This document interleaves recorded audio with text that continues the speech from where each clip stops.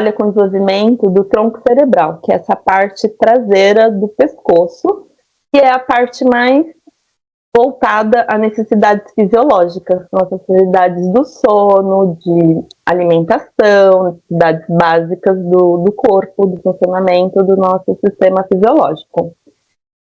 Pessoas que vivem na impulsividade de forma agressiva e não estimulam essa parte do cérebro, elas vivem por dominância, por poder.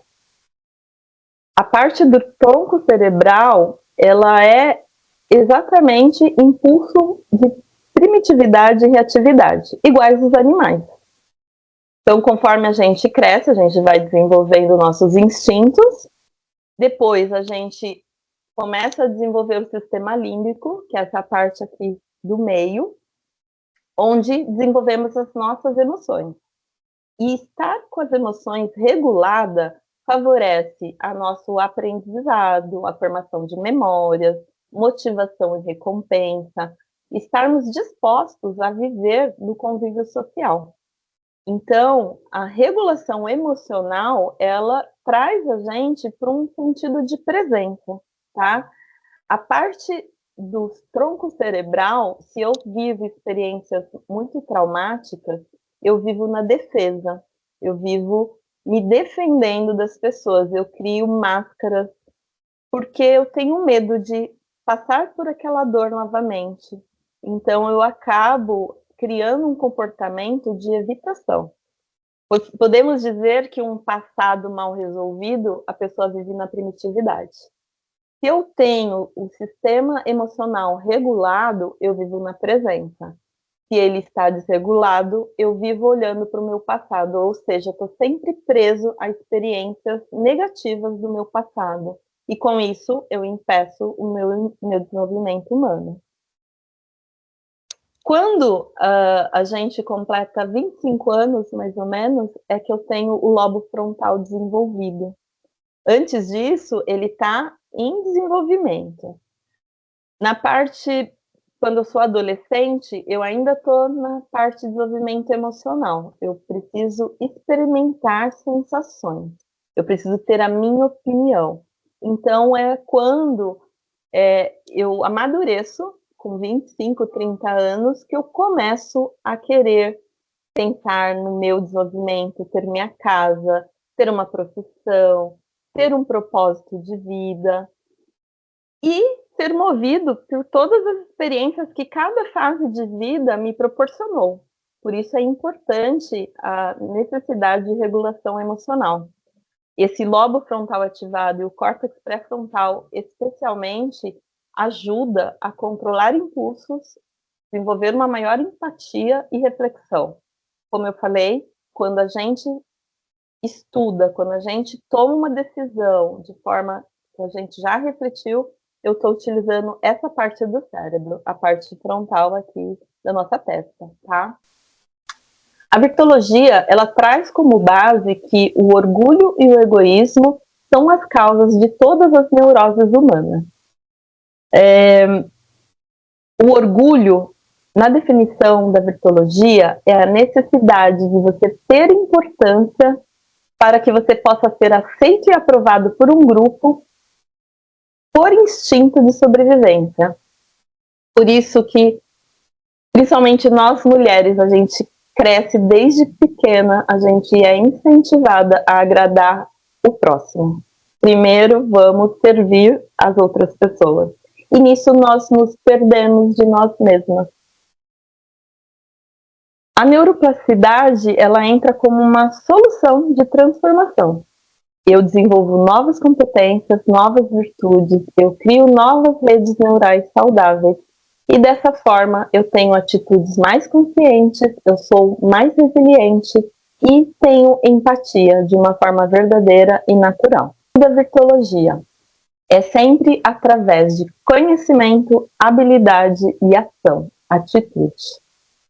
Através desses exercícios que eu mencionei, leitura, entendimento do que é cada competência, do que é cada virtude, escrita de um mantra diário, que são afirmações que trabalham o nosso inconsciente.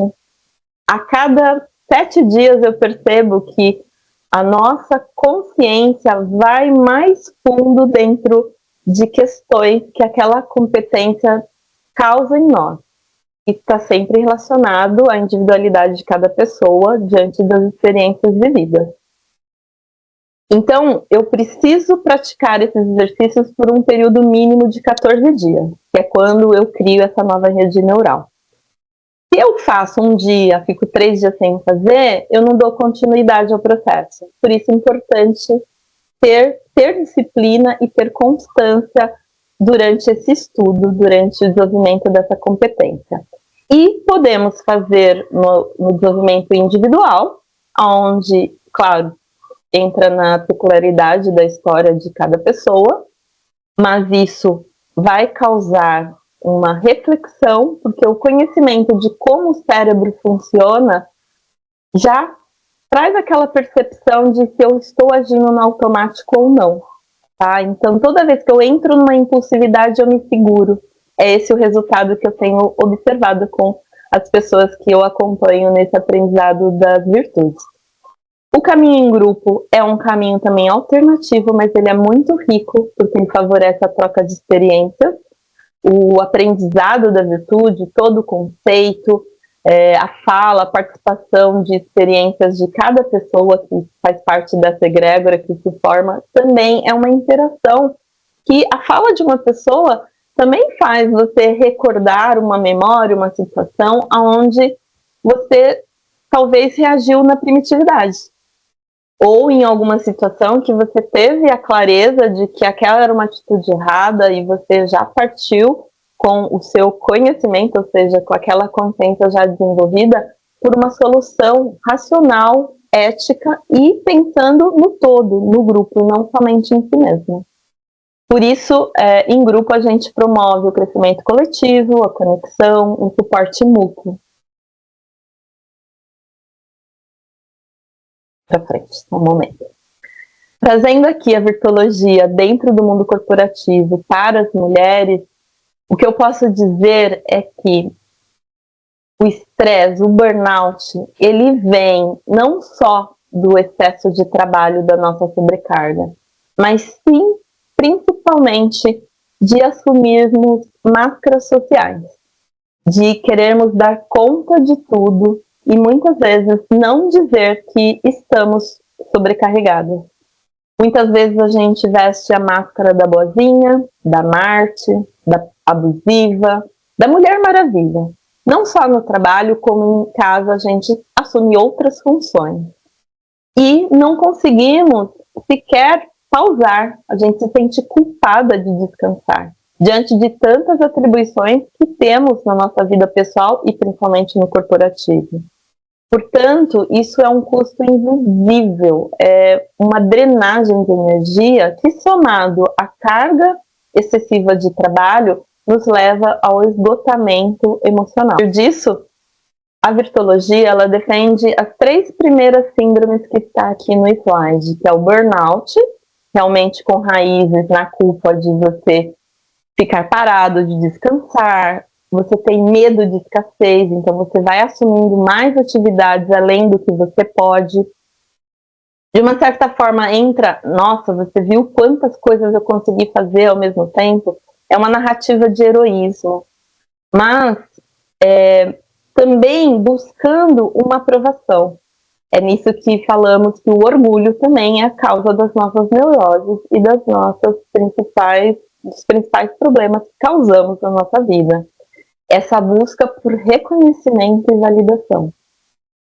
O burnout é uma outra síndrome que na virtuologia falamos que está mais associada a uma apatia, uma perda de motivação, de engajamento, devido a uma falta de propósito mesmo na vida pessoal, no seu trabalho. Então você desconecta emocionalmente daquela atividade que você faz. Vem um vazio, você não se sente reconhecido, você começa a deixar de se sentir útil, deixar de ter importância, sempre associado ao orgulho. Perceba que o orgulho ele está mais presente na nossa vida do que a gente pensa. O burnout é um tédio crônico, onde a pessoa muitas vezes está sendo subutilizada. Mas, por quê? Ela tem capacidade de executar funções com maior nível de conhecimento, mas ela executa tarefa repetitiva. Existe uma monotonia, uma falta de trabalho. Muitas vezes ela está numa zona de conforto e ela finge estar ocupada o tempo todo. Só que, na verdade, essa subutilização das suas habilidades e também falta de competências emocionais faz com que ela entre nessa situação. Eu trouxe também mais uma síndrome, que essa síndrome eu já estudei diante de trabalhos que eu fiz em relação à saúde mental, que se chama burnout.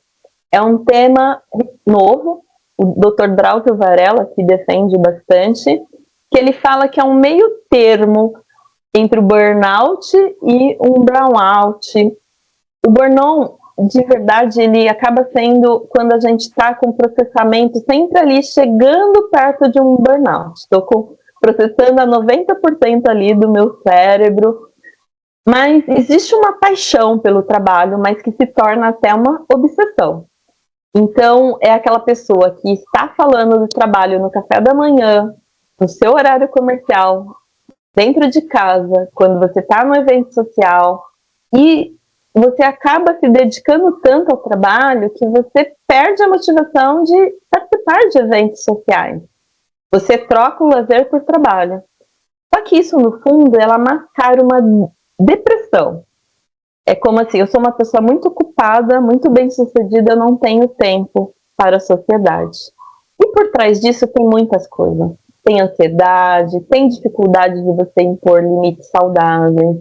Então, muita gente vive entre o burnout e o burnout. A diferença com o burnout é que você realmente entra num esgotamento emocional, te causando um afastamento, com consequências físicas, inclusive. E o caminho de proteção dentro da virtuologia que eu trago aqui, para preservar a saúde individual, mental das mulheres, é a virtude da individuação. É uma virtude que economiza energia psíquica. Junto com a competência, com a virtude da verdade, ela liberta de um esgotamento. Por quê? Sabe quando você diz sim, mas você não consegue já dar conta do que você tem e você não consegue dizer não? Então, é o aprendizado realmente de dizer não. E não de uma forma grosseira, porque muitas vezes quando a gente está numa situação de esgotamento, a gente não consegue agir de forma sensata. Vem junto uma agressividade. E o dizer não é parte, o homem facilmente fala, não tenho capacidade operacional para executar essa tarefa. As mulheres, talvez pela sempre constância em querer provar o seu valor, provar que tem a mesma capacidade de que um homem, tem maior dificuldade de dizer não. Com a virtude da individuação, podemos abandonar a necessidade de aprovação externa. É ser realmente quem nós somos e não o que os outros esperam quem sejamos. É viver na verdade, é dar menos importância para convenções sociais, é de fato interromper esse círculo vicioso de buscar opinião dos outros de forma constante. A individuação, ela também faz com que possamos aceitar os nossos limites humanos, parar de brigar com a realidade. O dia tem 24 horas. Eu estou no meu expediente, em geral, 8, 9 horas. Então, é dimensionar o nosso esforço, as nossas atividades com prioridade dentro da carga horária que temos. E isso faz com que o sofrimento e a tensão física diminua. Eu posso definir a individuação como uma competência de ser autêntico, consciente de si mesmo, ou seja, o autoconhecimento me traz claramente qual a minha possibilidade de atendimento daquela demanda e realmente eu me torno responsável pelas minhas próprias escolhas. Então a virtude da individuação, ela transforma o cérebro e o corpo. É uma reconfiguração cerebral onde eu saio de um modo de sobrevivência, que é aquela luta e fuga. Acabei de terminar uma demanda urgente e em seguida já vem outra. E ansiedade, isso causa estresse. E eu entro no modo vivência, um modo realmente de consciência e fluxo. Eu uso o meu córtex pré-frontal e resolvo problemas com clareza ao invés de desespero. Ativar essa área do cérebro é o que traz a consciência para tomadas de decisões assertivas. Isso também me ajuda na redução da tensão física, a rigidez, a repressão de desejos, conectar realmente com o seu eu verdadeiro, associa isso, né, esses sintomas, essas formas de expressão, está associado aos quadros de pânico, de depressão, de ansiedade e dores físicas. Por isso, o desenvolvimento da virtude da individuação nos ajuda a liberar energia recalcada, prevenindo o colapso do corpo. O resultado é uma liderança sustentável e integral. A mulher individualizada, ela lidera a si mesma, ela deixa de projetar inseguranças, ela não quer bajulação e ela se sente segura para executar qualquer função. Essa autenticidade é o que sustenta, de fato, a jornada corporativa da mulher.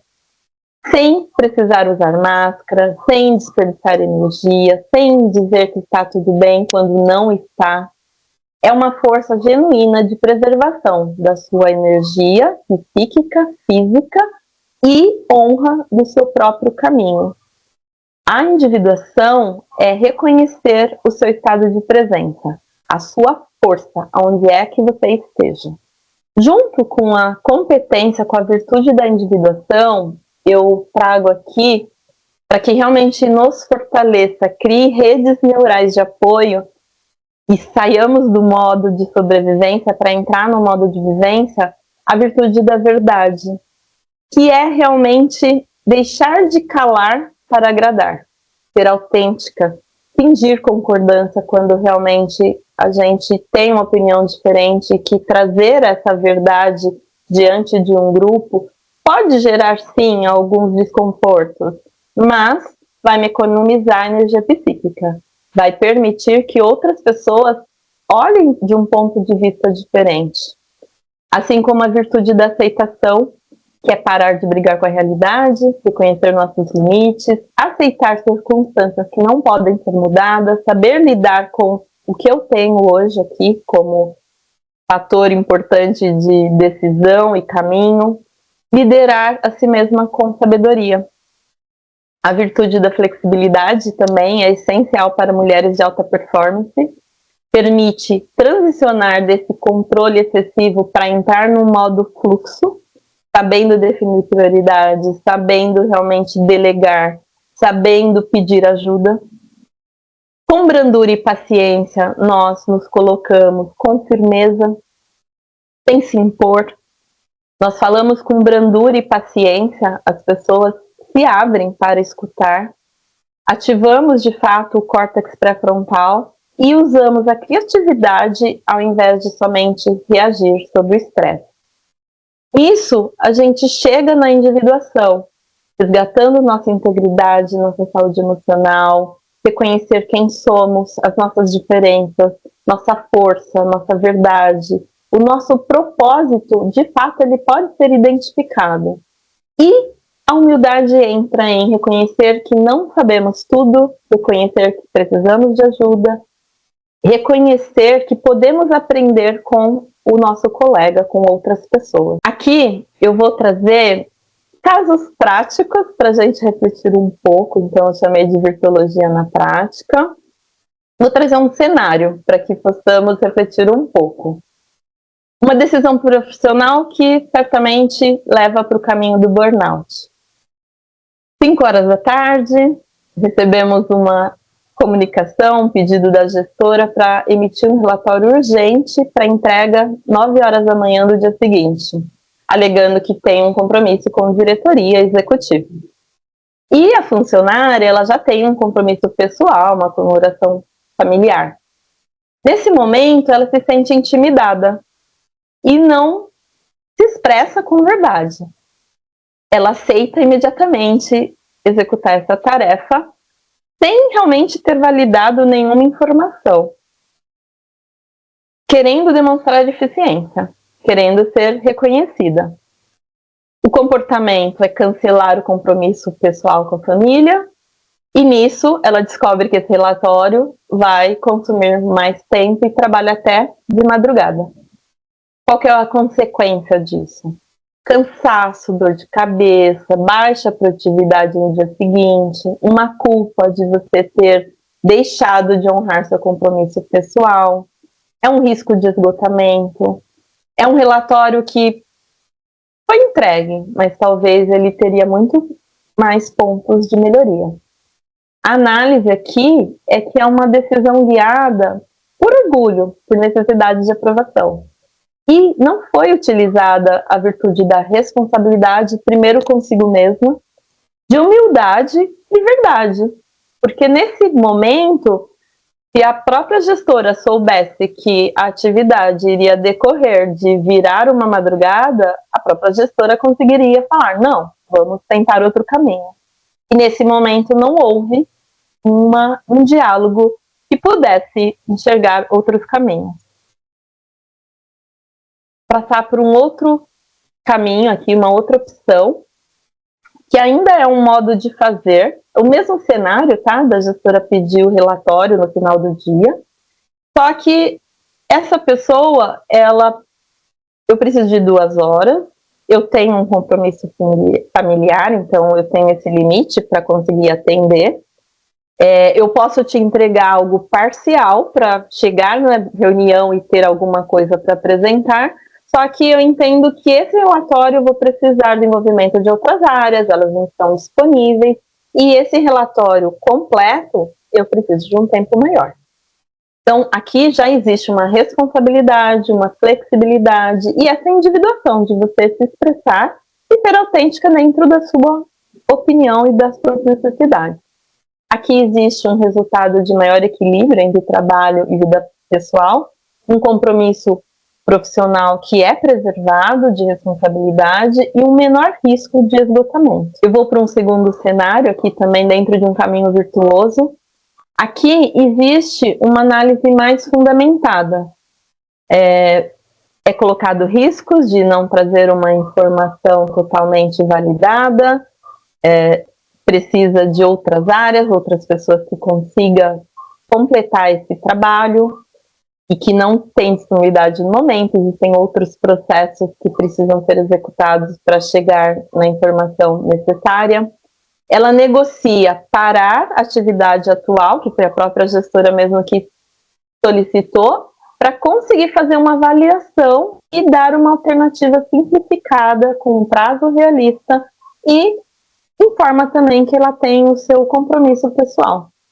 Aqui ela usa a virtude da responsabilidade, da brandura, da humildade, é uma comunicação transparente, uma preservação de saúde mental e expectativas realistas alinhadas, tanto consigo mesmo quanto com a gestora. Esses são cenários hipotéticos, estou sendo bem generalista, mas certamente no mundo corporativo, quem nunca passou por uma situação dessa, né? Sempre na questão de que o compromisso, a responsabilidade, porque acontecem demandas imprevistas e é sempre necessário trazer clareza, o que eu posso entregar desse tempo que eu tenho, quem eu preciso ajudar, o que eu preciso delegar. Então, essa expressão de profissional com consciência, sem pressa, usando uma forma criativa de se expressar e consciente, né, principalmente dos resultados, é o que permite um fluxo saudável no trabalho. Eu trago também aqui outras perguntas para reflexão. Eu vou tentar trazer também a explicação do funcionamento do cérebro, para ver que não é só algo comportamental. Eu trago uma pergunta generalista. Você é aberta às mudanças? Muitas pessoas não são abertas às mudanças. E por quê? Porque o cérebro, se você viveu experiências quando, por exemplo, vou ter uma reorganização do departamento, uma reestruturação. Se eu já passei por isso em uma outra empresa e logo de início eu fui demitida, o cérebro lembra dessa situação. O cérebro, ele é um velcro para experiências ruins. Então ele vai somatizando dor e sofrimento. E por isso que chegamos nos mecanismos de defesa.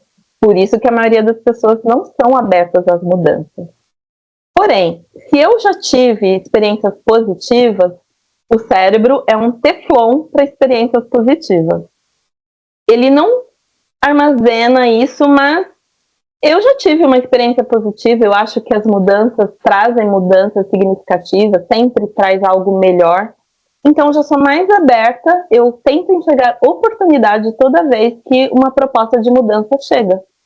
Eu realmente ajo com o córtex pré-frontal, analisando, buscando evidências, buscando opções para contribuir com aquela mudança. A mesma coisa, chega uma pessoa no departamento gritando. Essa pessoa, quando grita, ela quer ser ouvida, mas o impacto que ela traz em quem está ouvindo é o contrário. Ela entra numa defesa e imediatamente ela já bloqueia a escuta. Diferentemente de quando uma pessoa chega de forma branda, você para dar atenção para aquela pessoa, com toda a educação. Veja que o cérebro, ele reage mediante ao ambiente, mediante a experiência que ele já teve em outras situações. Por exemplo, como eu mencionei, eu estou numa reunião de equipe e expressar a minha opinião pode trazer desconforto para muitas pessoas. Eu posso me calar ou eu posso realmente querer provocar aquele desconforto para causar mudanças, para que outras pessoas possam entender meu ponto de vista, para que possamos juntos tomar a melhor decisão. Aqui a gente está falando da competência, da virtude e da verdade. Quando uma pessoa que tem limitação ou erra, você tem paciência? Muitas vezes, vou pegar ali o exemplo do estagiário. Os estagiários que eu tive experiência sempre eram muito ágeis, eles resolviam a vida de muita gente. Mas às vezes falta conhecimento, falta experiência. Então, as pessoas em geral delegam uma atividade manual, uma atividade sem importância ao estagiário. E muitas vezes ele tem competência para desenvolver ou para tentar fazer algo que está acima até do conhecimento dele e trazer uma solução criativa. Não ter paciência com o erro do outro. Por exemplo, eu sou uma pessoa que sempre entreguei com qualidade. De repente eu começo a errar em coisas mínimas. Ao invés de não ter a paciência, eu observo, será que essa pessoa está precisando de alguma ajuda? É aí que, quando eu uso o meu córtex pré-frontal, eu tenho empatia. Quando eu desisto de algo, o que te faz desistir? Você pensa o que os outros vão pensar? Você tem medo do fracasso? Ou você realmente desistiu porque você esgotou todas as possibilidades e entendeu que aquilo não é uma alternativa? Você realmente sabe quem você é? Ou você é o que os outros esperam que você seja? Essas são perguntas que eu trouxe aqui para fechar todo esse conteúdo de virtuologia, as competências que podemos desenvolver, considerando o que a neurociência traz para nós, considerando as nossas necessidades humanas. E eu abro aqui para perguntas, abro para dúvidas, se alguém quiser, fique à vontade. Será um prazer poder auxiliar e trazer mais alguma informação.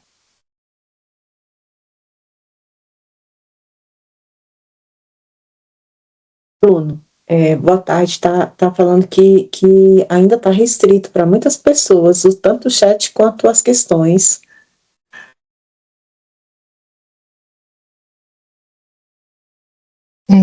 Raquel, tem algumas questões aqui no chat. Como você prefere que a gente faça? Eu posso ir lendo, passando para a Daniela? Sim, fica sempre à vontade. Pode ser? Então, Daniela, tem duas perguntas aqui até o momento. A primeira, a Keila falou que gostou muito da palestra e queria que você falasse um pouco sobre um ambiente de trabalho em que a negociação é mais difícil entre liderança e subordinados. Aí ela diz assim, talvez isso não tenha muito a ver com orgulho, gostaria que comentasse sobre esse cenário diverso, como aplicar a virtuologia nesse sentido. É uma pergunta aí desafiadora, né, Daniela? Quando a coisa vem num sentido assim mais difícil de negociar, né? Como é que a gente pode fazer? Claro. Eu vou usar aqui um pouquinho também de humanização, tá? Porque um dos objetivos da virtuologia é desenvolver o ser humano.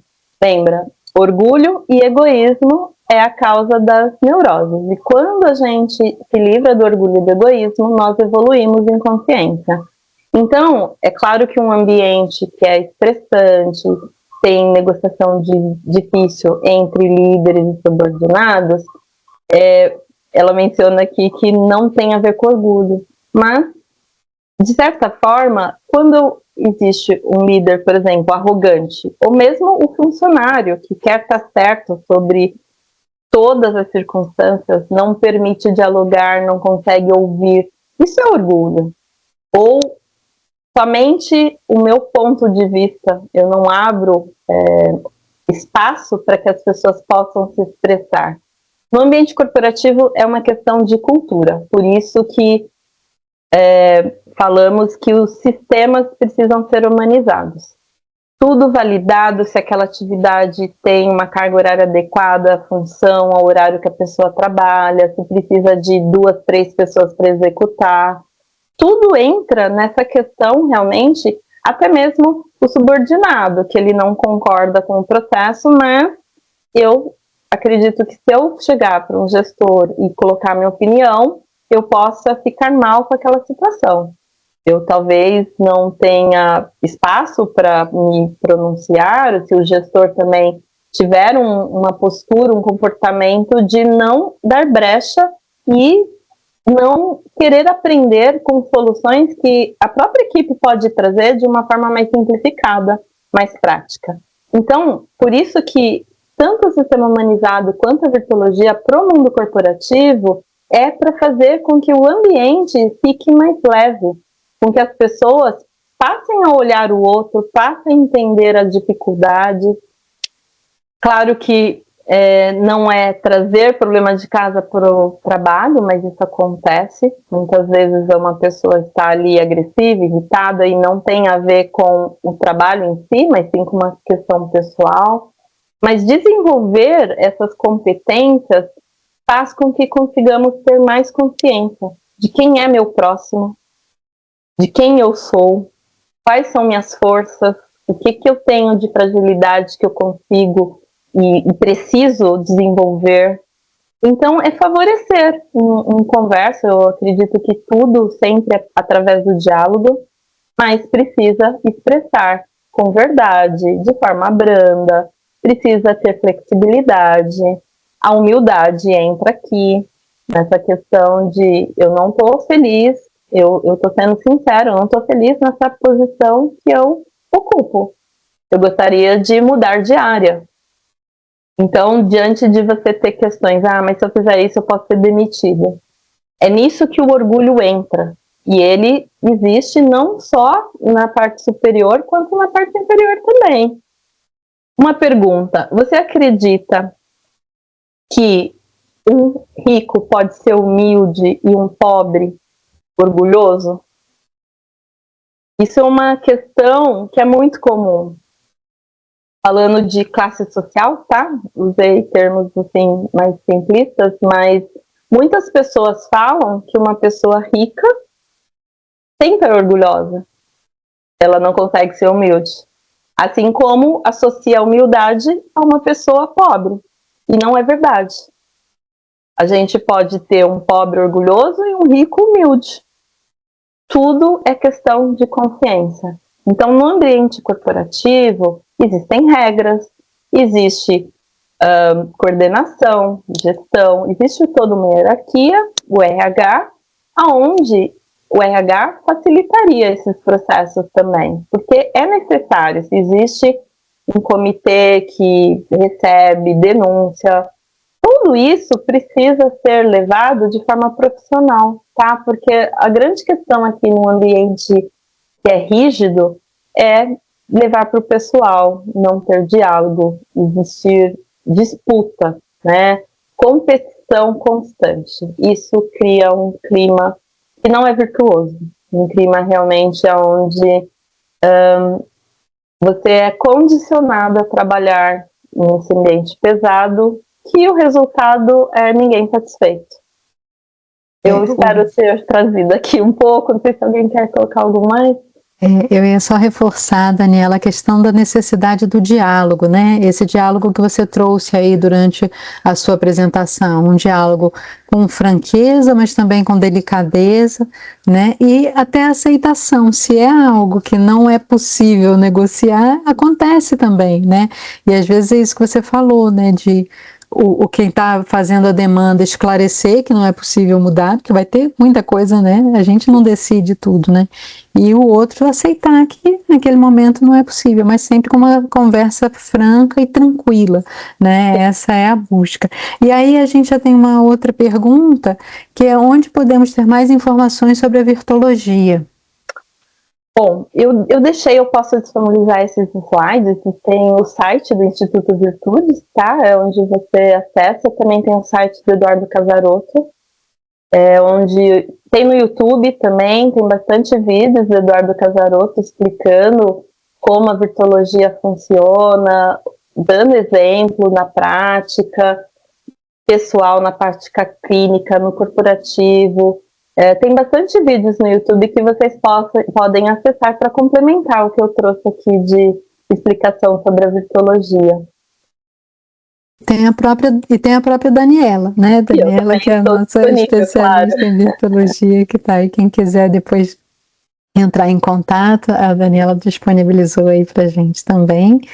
E aí eu já quero agradecer a Daniela, acho que a gente não tem mais perguntas, e passar para a Raquel, a nossa anfitriã. Aí, Daniela, obrigada, tá? Imagina. Vou deixar aqui que eu não coloquei o último slide com os meus contatos. Fico disponível também para quem quiser saber um pouco mais, tá bom? Agradeço aqui a oportunidade.